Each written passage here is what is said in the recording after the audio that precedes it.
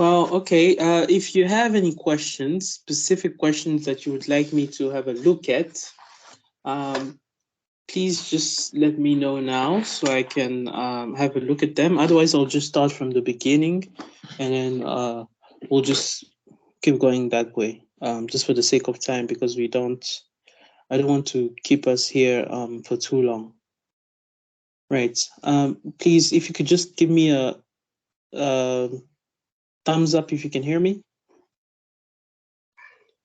Is the audio coming through? All right. Thank you. All right. Okay, so let's start.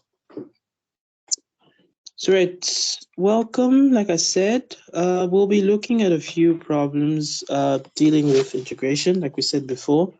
I tried to choose a few challenging ones, just so you can use it as practice for your assessment.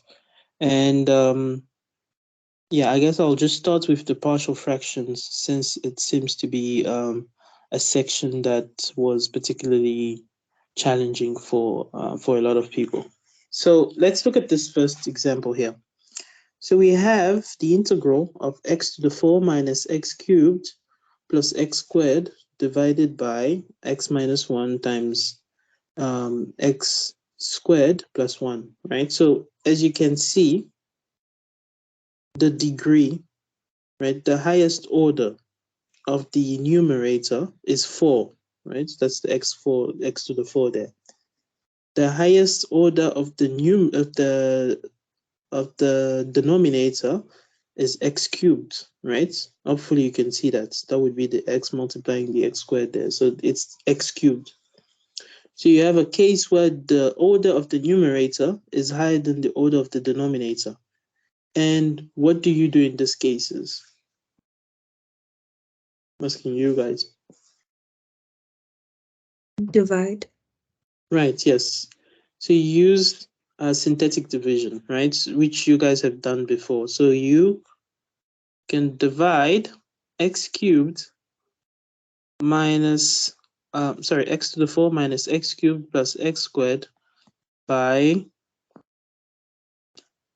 basically x minus 1 times x squared plus 1, which will, if you multiply in, you will find that it's equal to, it's equal to x cubed plus x minus x squared minus 1.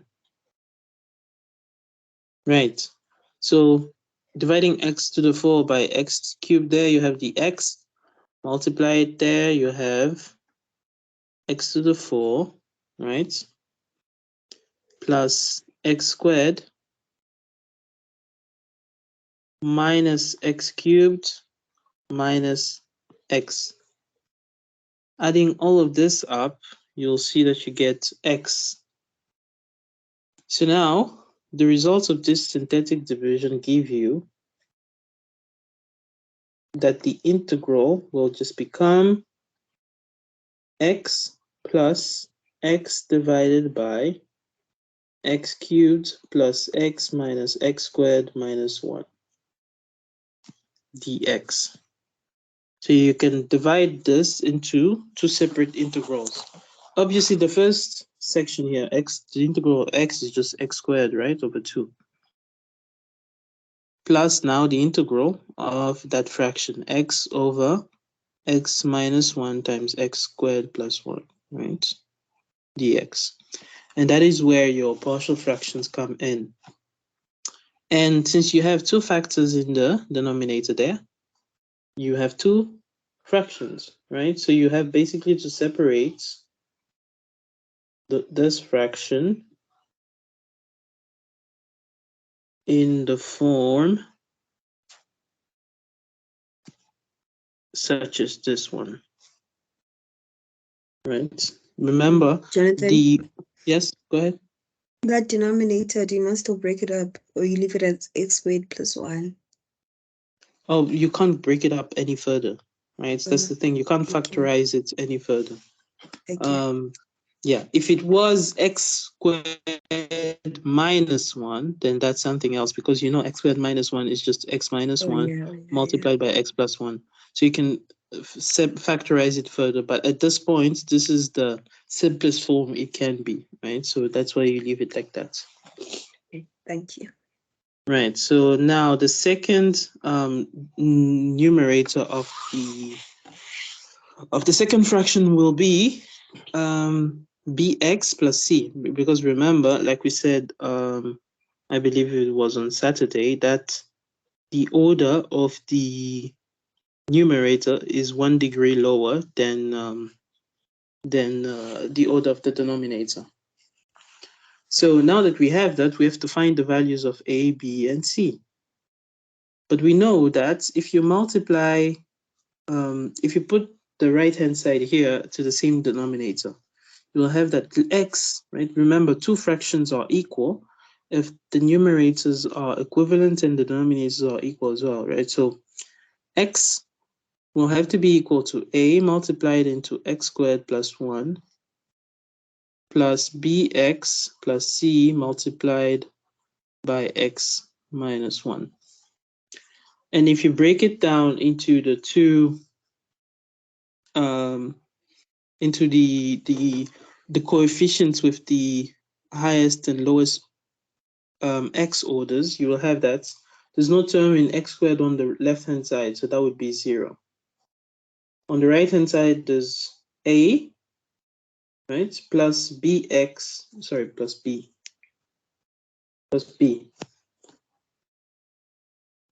Now, for the terms in x, on the left-hand side, you have 1. On the right-hand side, you have c minus b. Hopefully, you guys can see that. For the independent terms, the terms with no x, right? So there's no such term on the left-hand side. On the right-hand side, there is a, and there's minus c. So you have three equations with three unknowns. You can easily solve for a, b, and c. And you should find, right, so a is minus b, 1 is equal to c minus b, 0 is equal to minus b minus c, because based on the fact that is equal to minus b. And if you solve for this, you should be able to find that the value of a is 1 over 2, value of b is negative 1 over 2, and the value of c is 1 over 2 as well. Right, so we have those values. Now, for the sake of making more room, let's just, I'll just quickly erase this, right? So, Jonathan, I don't get how you're getting your three equations. So the first one is based on what? Is it based on constant? which one? This one here? Yeah, those three. It's based on the terms in thought... x squared. Okay, maybe let me write it a little bit better, right? So the first equation, we're looking at the right-hand side here, the term in x squared. So there's no term in x squared, so it's basically 0x squared, right? Okay. On the right-hand side, there is the first term here in x squared, which is ax squared, right? And then there's the bx here multiplying into the x. Okay. So you have plus bx squared. Okay. For the term in x, you have x on the left-hand side, right? Yes. And on the right-hand side, you have the bx here multiplying into the negative 1, right? So you have negative bx. But you also have the c here multiplied by x, right? Yes. So that's plus c, x. Okay. For the independent terms, the terms with no x, you have 0 on the left-hand side. There's no independent term on the left-hand side. Yes. On the right-hand side, you have a multiplied by 1, right? So that's a. But you also have c multiplied by negative 1 there. So you have minus c. Thank you. So now, obviously, you can simplify the x here, simplify the x squared there to get the expression that we had before, which is 0 is equal to a plus b, 1 is equal to c minus b, and 0 is equal to a minus c. Does it make sense now? Yes, it does. Thank you. Right, no problem. So then, when you have obtained the value of A, B, and C, I'll just erase this to make room for the integration part. What you get is, now we're solving this integral, right? So what you get, the integral becomes, we know that A is half, so you have half over x minus 1 plus B is negative half, so half x plus half over x squared plus 1. And this is the integral that you have to deal with now. So now that you have that, this first integral here is easy because you have half divided by x minus 1, which if you solve for it, you'll see that it's just half multiplied by the ln of x minus 1, right? So hopefully that's straightforward. The second one is the one that's a bit tricky.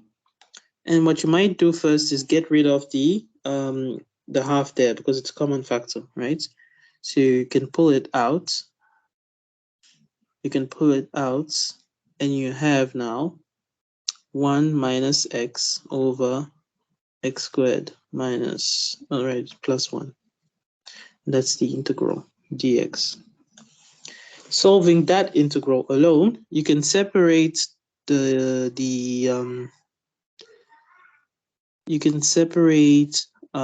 1 and the x into two separate fractions, right? So you would have the integral, right? I'll leave out the half there. I'll just bring it back later. The integral, the first fraction will be 1 over x squared plus 1 minus x over x squared plus 1 dx. And then when you integrate the first fraction here, what is the integral of 1 over x squared plus 1? It's a known integral that you guys must have seen before. Ln x squared plus 1 divided by 2. Well, think about it. It's the integral of 1 over x squared plus 1. It's tan. Sorry? Tan x. Yes, right. X. Arctan x, right? So that's a known integral, arctan x. The right-hand side now, the second fraction, sorry, that would be the integral of x over x squared plus 1, which is equal to what you said before. So now that's equal to ln of x squared plus 1 divided by 2 plus constant of integration. So now, basically, all you have to do, the final answer will have to be equal to x squared, right, over 2 plus, let's see, half, right, multiplied into arctan x minus ln of x squared plus 1 divided by 2 plus our constant of integration. So hopefully that makes sense. Any questions?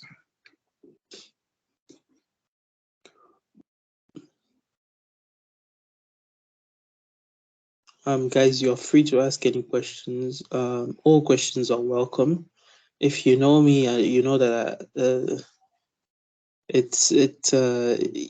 I welcome any questions at all, and there's no judging here. So you can ask any questions, especially since you guys are studying for your tests. Right. So if there's no questions, you can always stop me. Go ahead. Yeah. Sorry. Did you integrate 1 over 2 all over x minus 1? Sorry, I can't. The audio is bad. I can't hear you. Oh, sorry. You mean this? This here. Oh yeah, sorry. I'm not sure if it's what you meant, but I just noticed the mistake that we made. We forgot to include this into our solution. So my bad. So well, I have to add it here. So it's half of ln of x minus 1. Hopefully you guys can see this, plus a constant of integration. Let me just rewrite it down here so there's more room. Plus half of ln of x minus 1. Right. Yeah, so can you repeat the question if it wasn't this?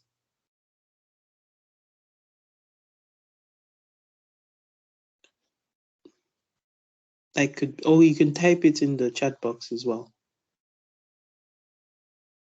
Type it in the chat box and I'll have a look. Right. So while I wait for the question, I'll just try to move on to the next question. So just for the interest of saving time. So let's see how much room we have there. So I'll have to erase this to make room for our next question. Right. So the next question is asking us once again to integrate. Oh, right. To integrate the x cubed over x squared minus x minus 2 dx. So once again, we can see that the order of the numerator is higher than the order in the denominator. So synthetic division has to be used again here, right? First. So dividing x cubed by x squared minus x minus 2, you have x there. And now you have x cubed minus x squared minus 2x. And this gives you x squared plus 2x. Or rather,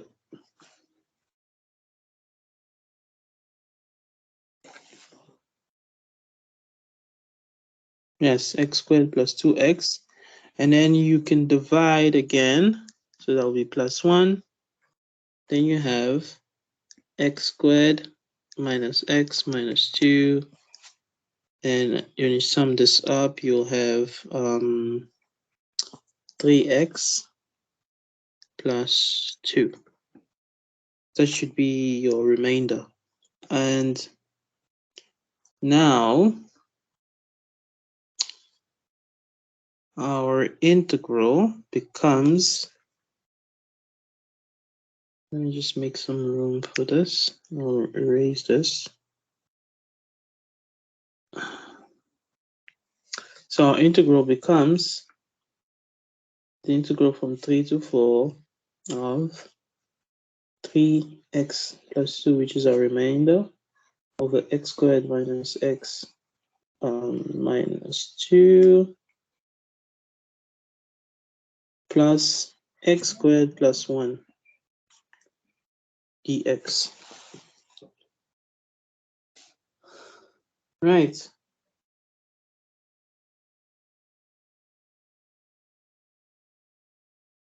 Okay, so then now that we have that, you can separate these into two integration. So the first one, obviously here on the right hand side, is easy to solve, right? So what we'll deal with is not the first one, but I mean the second one. The second one here. The first one is what we'll be dealing with, because that's where we'll be using our integration by partial fraction. So the first one here, the second one here, if you integrate it, you'll just find x squared over 2 plus x, right? And obviously we need to evaluate this between 3 and 4, so we'll do that at the end, but for now we'll leave it like that. Plus the second integral, which is just 3x plus 2 divided by x squared minus x minus 2 dx. Now dealing with that one, we'll have to deal again with the fact that we have to divide it into fractions, separate fractions. So we can factorize this, the denominator, right? If you factorize the denominator, then you find that this is the same as 3x over 2 divided by x minus 2 times x plus 1, which you can divide into two fractions. X minus 2, x plus 1 here, a, b. Our job is to find a and b, right? So let's use the method that we know.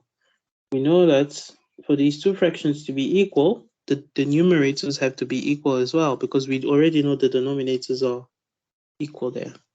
So the numerator has to be equal. So 3x plus 2, sorry, has to be equal to a times x plus 1 plus b times x minus 2, which if you separate it into the different coefficients in x, you'll have that on the left hand side. The 3 will have to be equal to a, right, plus b, right, plus b. The independent term, which is 2, will have to be equal to a, right, a minus 2b, right? Two equations, two unknowns, easily solvable. You can multiply the first equation by 2 and then add them up, and you get that. So that will be 3 times 2, 6 plus 2, that's 8, is equal to 2a plus a, which is 3a, and the b is eliminated. So you have a is equal to 8 over 3, meaning that b is equal to 1 over 3.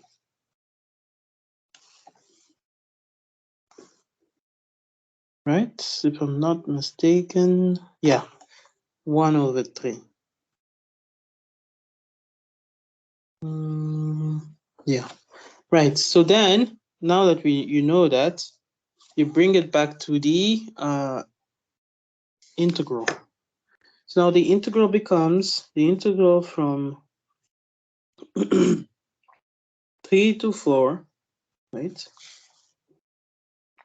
of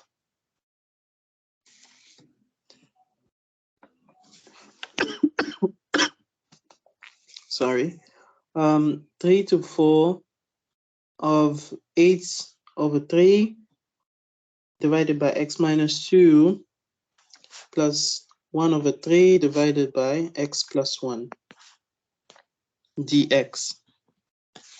And you can get rid of these constants and integrate the 1 over x minus 2 and the 1 over x plus 1 separately, and you should get 8 over 3 ln of x minus 2 plus 1 over 3 ln of x plus 1, right? And this is all evaluated between 3 and 4. So if you evaluate the entire thing, right, you have to find x squared over 2 plus what we had, x plus 8 over 3 ln of x minus 2 plus 1 over 3 ln of x plus 1, all evaluated between 3 and 4. And if you do that, the upper limit first will be, right, substitute 4 in, you'll have 4 squared, which is 16 divided by 2, 8, plus 4, plus 8 over 3 ln 2, right, plus 1 over 3 ln 5 minus 9 over 2 plus 3 plus 8 over 3 ln 1, which is just 0. So we eliminate that. Plus 1 over 3 ln 4. So now simplify this. You have, right, so on the left hand side you have 12 plus 8 over 3 ln 2 plus 1 over 3 ln 5. The right hand side, when you sum 9 over 2 with 3 there, you have 6 plus 9, 15. So you have negative 15 over 2 minus 1 over 3. And you know that ln of 4 is just ln of 2 squared, right? And the 2 can come out of the ln, right? So if you take out the 2, that would be 2 there. So that would be basically 2 over 3, right? So 2 over 3 ln 2. Now you have two terms in ln. You can put them together. And ln 2, sorry. Then you have 12 minus the 15 over 2 as well. So that would be 24 minus 15, which is 9 over 2, plus 8 over 3 minus 2 over 3 is 6 over 3, which is therefore 2. So that you have 2 ln 2 plus 1 over 3 ln 5. And that should be your final answer, if I'm not mistaken. Hopefully we didn't forget anything. But anyways, you can double check the calculations as well. Any questions on this? I know these questions seem very long, but it's really, like I've said before, it's really all about trying and practicing. The more you practice, the easier it becomes to solve these problems. Right.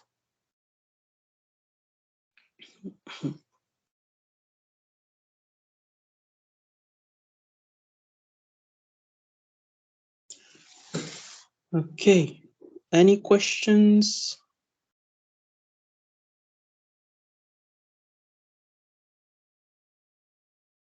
Okay, well, perfect. I will assume that you all follow. And if you have questions, like I've said before, just stop me. Right, so let's just erase this to make room. Right. So the next question now, we are dealing with a similar question. We have the integral of 3x squared minus x plus 1 divided by x cubed minus x squared. Now we don't have the same problem we had before, right? Now the order of the numerator is lower than the order of the denominator. So no need for synthetic division. So now we can go straight into integrating. So we have 3x squared minus x plus 1, therefore divided by x squared is a common factor in the denominator, right? So you have x squared out, x minus 1 dx. Now we have to divide this into fractions. So we have 3x squared minus x plus 1 divided by x squared times x minus 1 has to be equal to how many fractions? I want to ask you guys.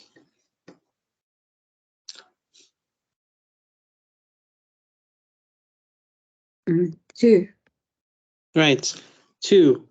Okay, thank you. Then another question for you guys.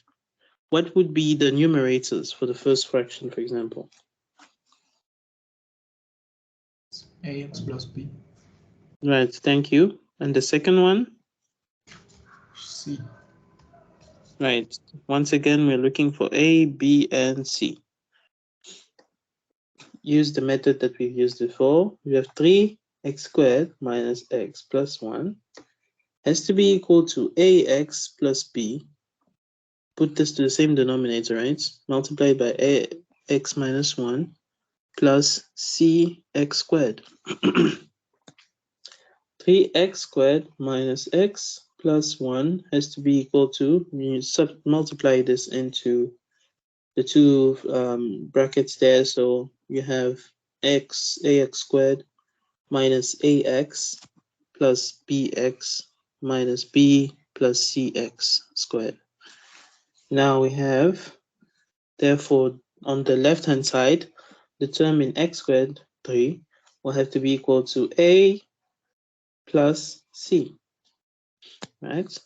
The terms in x, negative 1, right, be equal to negative a plus b, that's it. Independent term 1 will have to be equal to minus b. So we already have the value of b. b is equal to negative 1. Therefore, a is equal to what? What is a equal to, guys?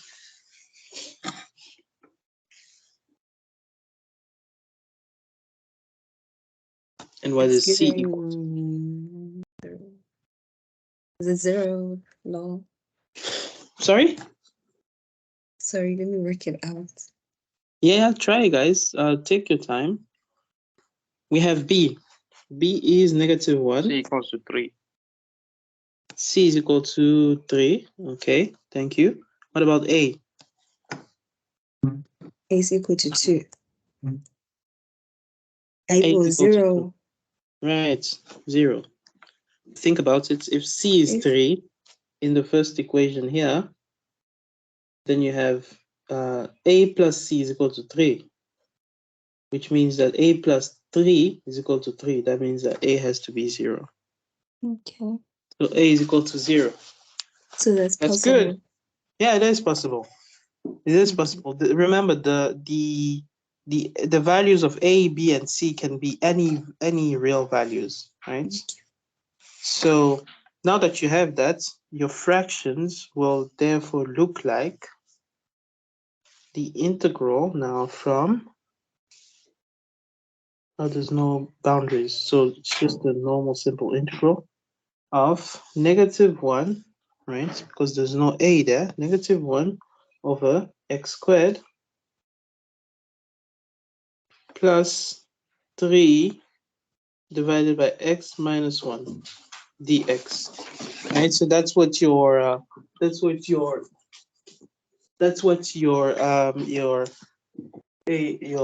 fractions will be. Then just give me a minute.